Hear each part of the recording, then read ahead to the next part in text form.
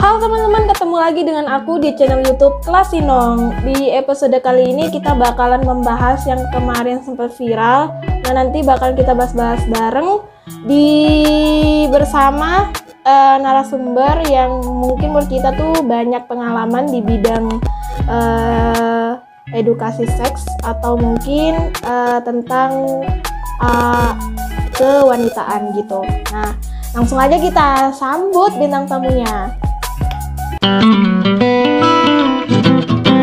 Oke teman-teman, kita langsung aja sambut narasumber kali ini. Ini adalah mahasiswa kesehatan dari Universitas Wiraraja. Biar lebih kenal lagi, kenapa nggak kita perkenalan dulu sama narasumbernya. Boleh sapa-sapa dulu ke penonton Kelas Sinong dan boleh perkenalan dulu. Barangkali ada penonton Kelas Sinong yang masih belum kenal nih sama Kak Lulung katanya nih, boleh kenalan. Ya, baik Kak Emi, terima kasih waktunya ya kita bisa sharing-sharing bersama pada kesempatan kali ini. Sebelumnya perkenalkan, nama saya Nurul Amal ya. Saya itu sebenarnya S1-nya sudah selesai kemarin di Universitas Wiraraja Madura. Jadi sekarang melanjutkan studi lagi Kak di salah satu stikes di Mojokerto.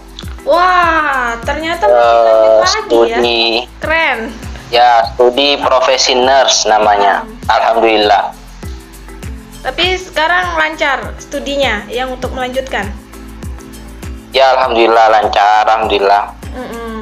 Nah, teman-teman, kenapa aku ngajak narasumber kali ini? Karena beliau yang menurut aku punya banyak pengalaman lah ya di bidang kesehatan yang bisa kalian dapatkan nanti di episode kali ini.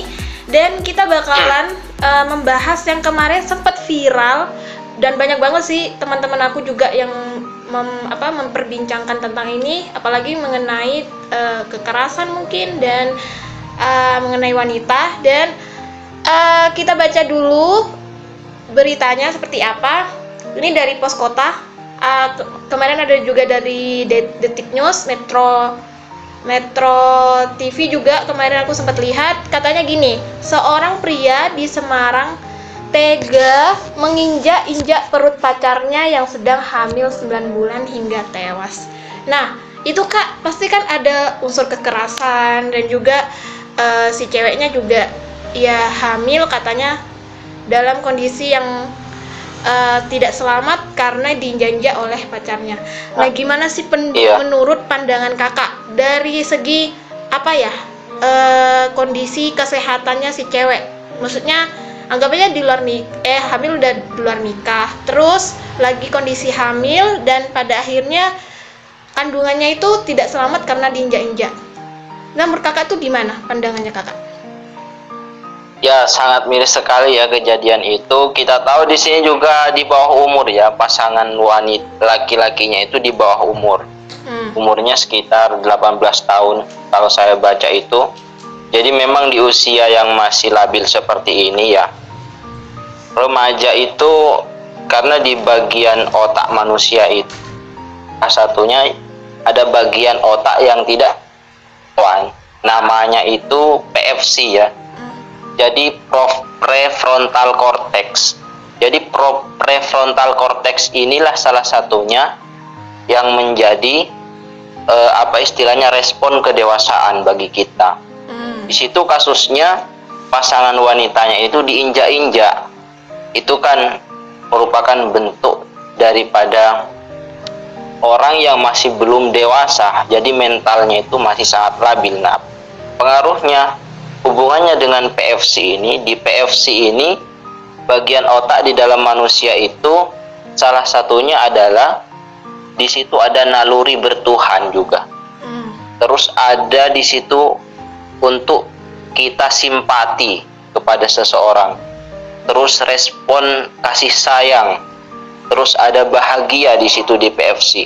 Ya, orang yang masih belum matang PFC-nya, apalagi remaja yang mungkin sebelumnya ada latar belakang pernah pergaulan bebas ya, pernah terjerumus ke dalam narkoba misalkan. Nah, itu sangat mengganggu fungsi daripada PFC-nya, atau itu lebih lekat kepada sifat manusiawinya.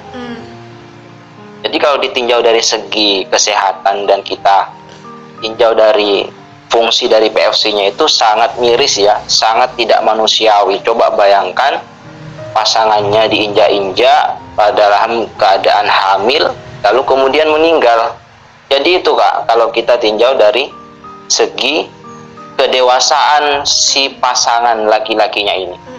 Terus kalau kita lihat daripada pasangan wanitanya itu ya, apakah ada dampak kesehatannya? Jadi kalau kita mengaca atau mengambil pelajaran daripada kasus ini, mudah-mudahan ya para pemuda, pasangan-pasangan yang masih di bawah umur, yang masih labil, yang masih belum menikah ini, mudah-mudahan tidak terjerumus ke dalam hal yang demikian. Tentu ini efek negatifnya atau risikonya sangat tinggi, termasuk juga di situ hamil di luar nikah seperti kasusnya itu.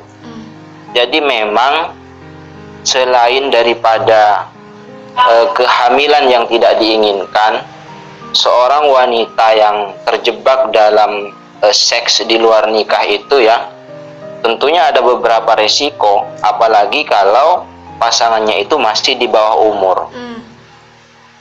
Sebelum kita masuk kepada dampak-dampak yang selanjutnya, yang seterusnya yang sudah dibahas tadi sebelumnya, di situ kalau misalkan pasangan yang seks di bawah usia itu ya, masih usia dini ya, yang pertama itu jelas akan sangat beresiko terdampak penyakit seksual. Kalau kita sebut, bisa disebut dengan infeksi penyakit menular seksual ya. Jadi itu.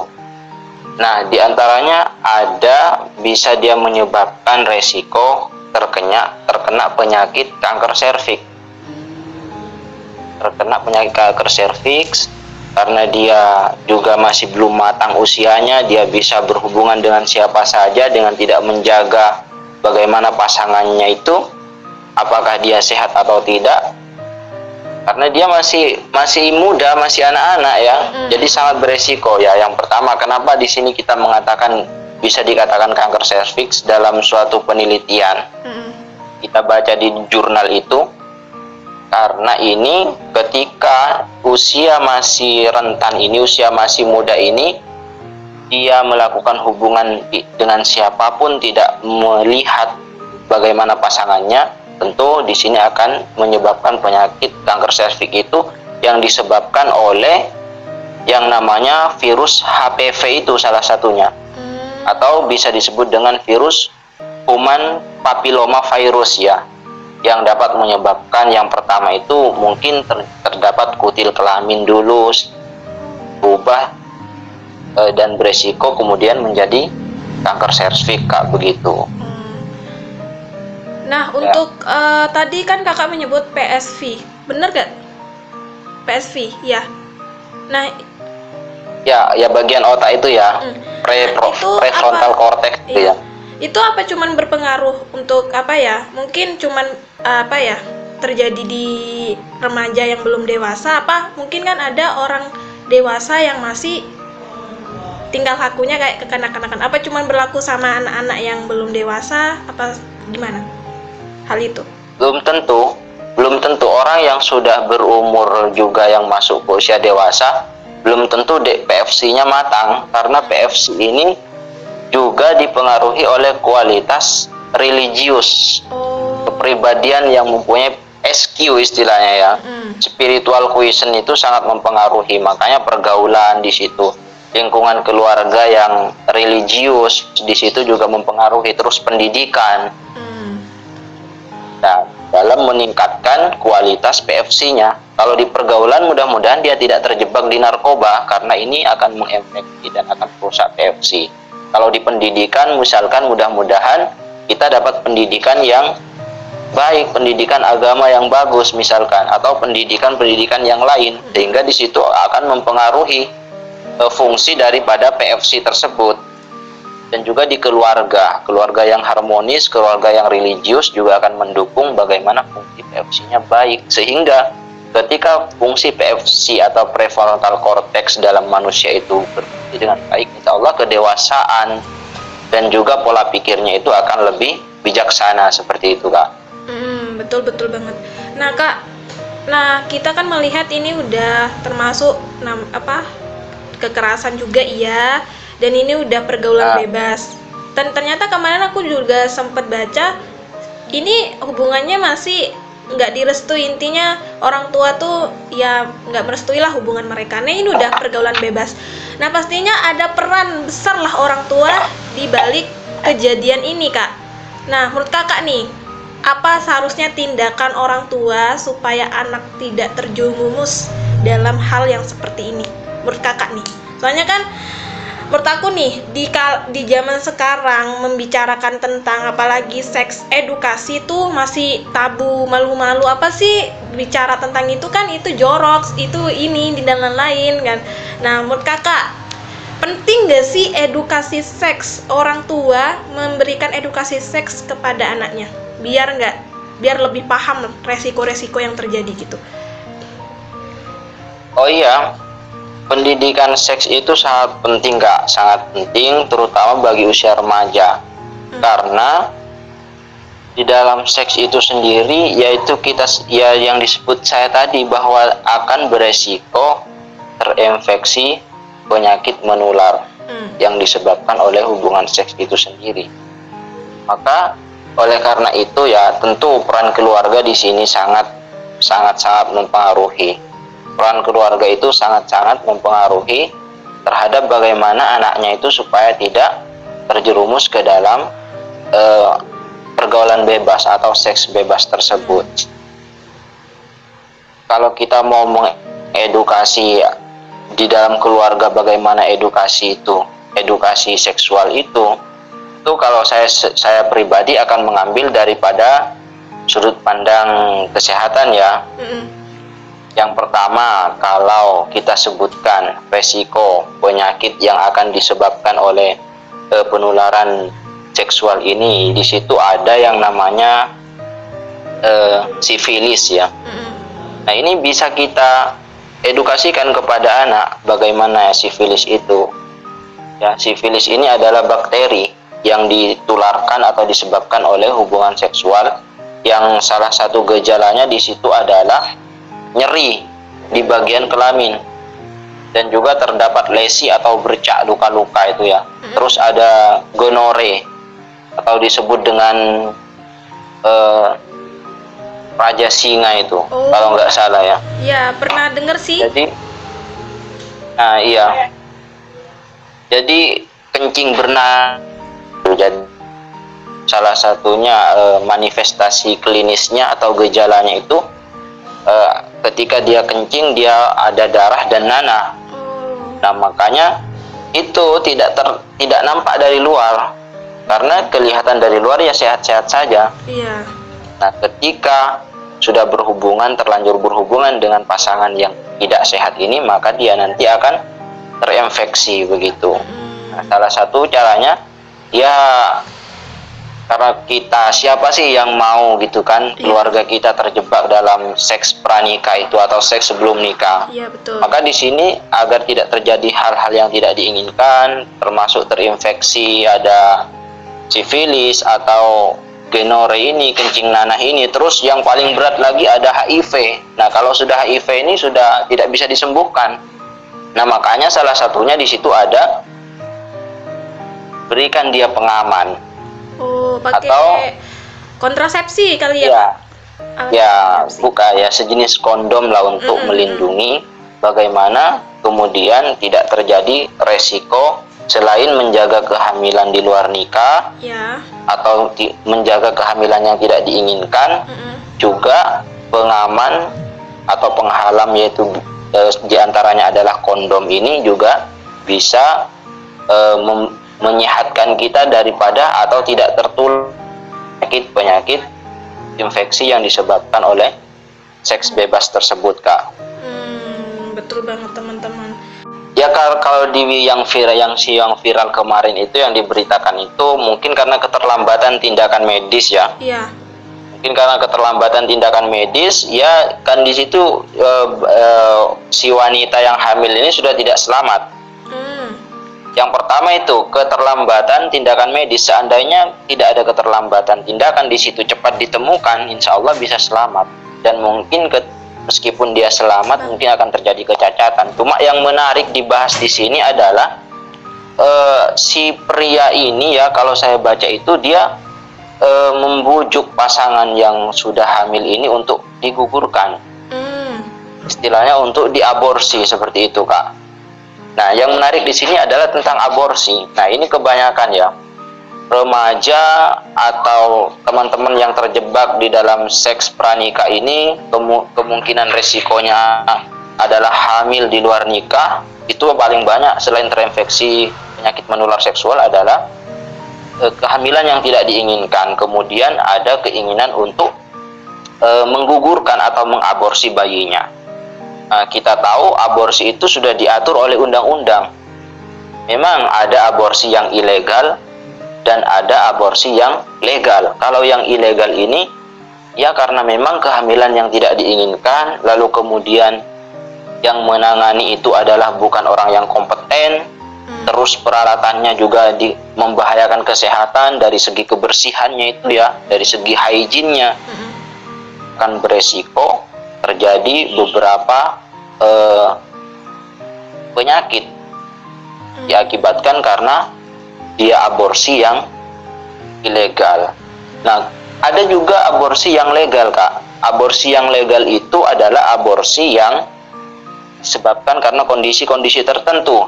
Contoh misalkan si ibu dia hamil tapi kehamilannya ini akan mengancam nyawa si ibu. Contoh ibu yang mempunyai penyakit-penyakit tertentu seperti penyakit jantung misalkan. Dia kalau dibiarkan janinnya membesar akan membahayakan si ibu, maka itu boleh diaborsi, itu diperbolehkan untuk diaborsi. Dan juga janin yang cacat. Contoh ketika di USG ke dokter kandungan misalkan tidak ada matanya atau mulutnya tidak berkembang dengan baik atau tidak ada kakinya misalkan, itu bisa diaborsi sebenarnya, atau terjadi kecacatan lah istilahnya pada janin itu, maka ini bisa diaborsi. Dan tentunya aborsi yang legal, yang itu ada dokter spesialis kandungan, ada tim medis yang memang kompeten, yang sudah mendapatkan izin daripada Kemenkes atau dari negara seperti itu. Dan di situ hygiene-nya terjaga sehingga resiko-resiko yang kemudian akan terjadi itu bisa diminimalisir atau bahkan tidak ada. Nah, ini bahayanya ketika pasangan remaja ini sudah terjebak di dalam suatu hal yang tidak diinginkan tersebut, maka dia akan memaksa untuk mengaborsi, sehingga saya sebutkan nanti resiko-resiko yang akan terjadi dampak daripada aborsi ilegal tersebut. Yang pertama ya, di situ akan terjadi pendarahan hebat. Ketika tidak sesuai dengan SOP akan terjadi pendarahan hebat. Dan bagaimana dikatakan dengan pendarahan hebat? Ketika ada gumpalan darah yang keluar dari vaginanya itu melebihi dari besarnya bola golf misalkan ya. Sebesar gumpalan darah sebesar bola golf yang keluar itu masuk sudah pendarahan. Atau dia bisa berganti pembalut lebih dari 2 kali selama 1 jam, pendarahannya terus. Pendarahan hebat gitu Nah, loh, itu juga ya pendarahan hebat. Nah, ujung-ujungnya terus pendarahan keluar sehingga dia kekurangan darah, bisa shock, bahkan akan berujung kepada kematian ketika tidak begitu. Nah, ini penting juga. Selain itu, resiko daripada aborsi ini juga akan menyebabkan sepsis ya. Sepsis itu adalah bakteri atau infeksi ya yang masuk ke dalam aliran darah, di aliran darah sehingga masuk ke seluruh tubuh. Nah, di situ ketika infeksi ini atau sepsis ini sudah masuk ke aliran darah, maka akan terjadi penurunan tekanan darah yang sangat drastis. ya, sehingga di situ akan menyebabkan shock sepsis. Sepsis ini terjadi juga selain daripada terinfeksi bakteri masuk ke dalam darah itu akibat aborsi yang tidak sesuai SOP, dia juga ada sisa-sisa janin yang masih ada dalam uterus atau rahim. Hingga dia pulang misalkan ke rumah, dia tidak tahu bahwa masih ada sisa-sisa janinnya yang ada dalam rahim. Kemudian setelah beberapa hari dia aborsi, dia terjadi infeksi itu, kemudian shock sepsis. Jadi itu sangat bahaya sekali, Kak. Makanya hati-hati buat teman-teman kalau misalkan sudah terlanjur, jangan sampai aborsi yang tidak legal ya. Dan itu juga ketika masuk ke jalur hukum juga berat hukumannya, karena sudah diatur oleh negara kita, begitu Kak. Iya, termasuk kita sebagian orang juga menganggap bahwa aborsi itu sama dengan membunuh manusia gitu Kak.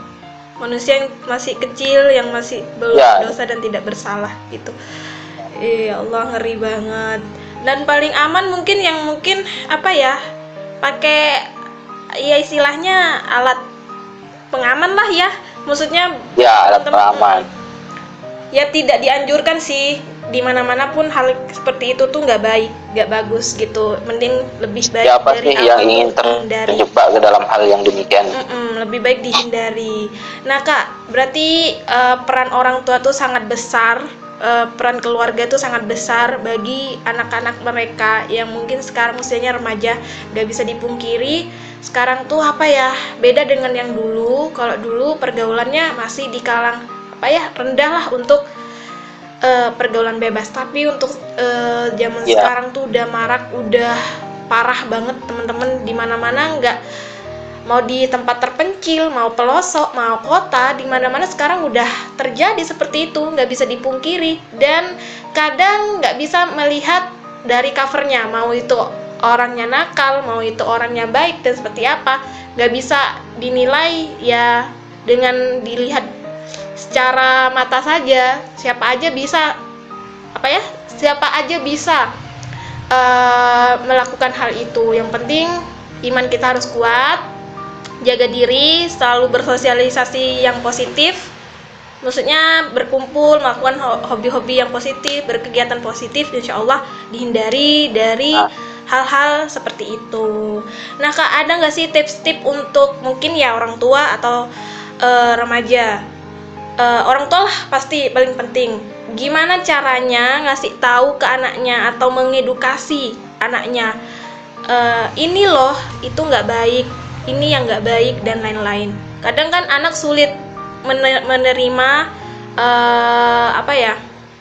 ajaran dari orang tuanya karena mungkin kesannya dimarahi dan lain-lain. Aku juga jujur ya, dari dulu nggak pernah diberikan edukasi seks karena membicara atau memulai hal itu saja tuh sudah sangat, menurut aku tuh geli. Apa sih kok ngomong kayak gitu kan, kayak jorok gitu kan istilahnya. Tapi sebenarnya itu penting banget teman-teman, apalagi nggak cuman mulai remaja deh kayaknya, mulai dari TK pun kayaknya penting dikasih edukasi seks. Soalnya kemarin juga aku pernah dengar berita yang paling konyol itu, lucu tuh, temen SD kelas 5 katanya, temen cowok SD-nya memperkosa temen ceweknya bertiga. Temen 3 cowoknya memperkosa temen ceweknya yang satu ini di dalam kelas. Bayangkan, itu masih lingkupan sekolah, masih aja ada tindakan seperti itu, anak-anak lagi. Nah, gimana menurut kakak cara memberikan edukasi kepada anak-anak, tips untuk orang tuanya gitu? Ya sebenarnya kalau berbicara masalah seks ini karena memang gairah ya, jadi sebenarnya faktor internal yang lebih mempengaruhi kepribadiannya dia. Jadi orang tua itu sebenarnya cukup dia itu memberikan pendidikan yang baik buat anaknya. Jadi menanamkan nilai-nilai religius di dalam rumah tangganya. Itu juga bagian dari cara kita. Terus peran masyarakat juga. Karena ketika melanggar pergaulan yang sudah melanggar nilai, melanggar moral atau budaya yang ada di suatu daerah tersebut, anak perempuan yang bukan muhrim misalkan dengan laki-laki berduaan, itu kan sudah melanggar nilai-nilai atau budaya yang ada di daerah. Ya itu ayo kita sama-sama jaga. Terus anak yang pulang larut malam misalkan, itu kan juga sudah melanggar. Itu jangan sampai hal-hal yang demikian itu juga terjadi. Ya, yang pertama yaitu ya memang kegiatan-kegiatan positif juga sangat dianjurkan ya, terutama jangan misalkan kalau masih di usia remaja, usia sekolah, itu dia disarankan jangan pacaran. Karena itu sangat mendekati ke hal yang demikian. Begitu. Nah, itu yang pertama sebenarnya, karena ini menyangkut dengan libido. Libido itu kan gairah ya, gairah yang sudah berlebihan atau apalagi di usia remaja. Kalau di dalam apalagi di usia remaja katanya kan rasa penasarannya tinggi, rasa gairahnya tuh meningkat gitu. Parah banget. Kalau ditinjau dari perspektif kesehatan sendiri, untuk bagaimana menetralisir libido ini juga di situ disarankan, karena ini adalah energi. Libido ini bagian dari energi. Ketika disalurkan ke olahraga juga itu akan sedikit mengurangi atau bahkan mengurangi lah terkait dengan libido yang sudah meluap-luap ini. Salah satunya olahraga, terus belajar yang rajin, lingkungan yang baik, ikut misalkan. Atau kalau di kampung itu kan, di kampung kita banyak yang kalau masih itu dimondokkan ke pesantren, itu justru lebih aman. Luar biasa, mungkin itu juga adalah salah satu yang paling cara yang sangat luar biasa. Budaya mondok masih ke SD, SMP, SMA, dipondokkan ke pondok pesantren itu justru lebih aman, karena memang di pesantren itu luar biasa ya, dari segi pergaulannya juga tidak seperti yang kita lihat di luar. Oke teman-teman, nah tadi aku udah mendengarkan banyak penjelasan dari Kak Lulung ini, dan aku mau ngasih saran juga kepada orang tua mungkin ya, mungkin ngasih gimana sih cara ngasih edukasi seks kepada anak-anak gitu. Nah sekarang kadang mereka tuh mendapatkan hal yang berbau porno tuh dari gadget mereka gitu Kak. Ya, dari gadget mereka. Orang tua tuh seharusnya memantau apa yang mereka lihat, apa yang mereka dengar. Kita nggak tahu, kadang orang tua tuh cuek. Apa yang dipegang mereka seperti apa, pergaulannya seperti apa, kan kadang orang tua cuek. Jadi sekarang kan di HP atau di gadget kan ada fitur yang untuk bisa ngontrol aktivitas anak yang ada di HP-nya gitu. Nah mungkin dengan cara itu orang tua bisa tahu apa saja yang mereka lihat, apa saja yang mereka dengar, dan bisa membatasi, dan juga ngasih tahu ini loh yang salah, ini bukan ranah kamu di sini dan lain-lain, bukan saatnya gitu. Nah jadi dengan cara pendekatan mungkin ya anak ke orang tua, jadi anak tuh lebih bisa membuka diri, bisa percaya gitu. Kalau semisal orang tua tuh ya kesannya mengintimidasi, kayak menyalahkan tanpa tahu, maksudnya kayak nuduh-nuduh, kan kadang anak itu lebih ada rasa dendam. Jadi mereka tuh lebih cari tahu nih apa nih yang dimaksud orang tua aku. Tapi kalau semisal dikasih edukasi secara perlahan, daerah-daerah badan kamu yang nggak boleh disentuh, ini, insya Allah anak bakalan paham gitu. Betul Kak. Itu sih tips dari aku. Dan kita langsung aja closing. Ternyata banyak banget ilmu yang bermanfaat dari Kak Lulung ini. Terima kasih Kak Lulung waktunya. Semoga teman-teman. Ya sama-sama. Terima kasih juga Kak Emi. Semoga sukses selalu ya. Amin. Nah semoga teman-teman yang menonton video ini mendapatkan ilmu yang baru, termotivasi juga, bisa mengetahui hal-hal yang sebelumnya kita belum tahu. Edukasi seks itu penting. Jangan menutup mata, menutup kuping kalau itu hal yang masih tabu, karena di zaman sekarang itu penting banget. Dan teman-teman, kalian pengen juga ceritanya mau dibahas atau punya pengalaman atau tema yang mau dibahas juga di sini, kalian bisa kok, kalian langsung aja komen atau bisa DM kali, atau bisa email aku, nanti aku cantumin di deskripsi box. Dan jangan lupa untuk kalian like, share, dan komen di video ini kalau video ini bermanfaat, dan sampai jumpa di next video. Bye bye.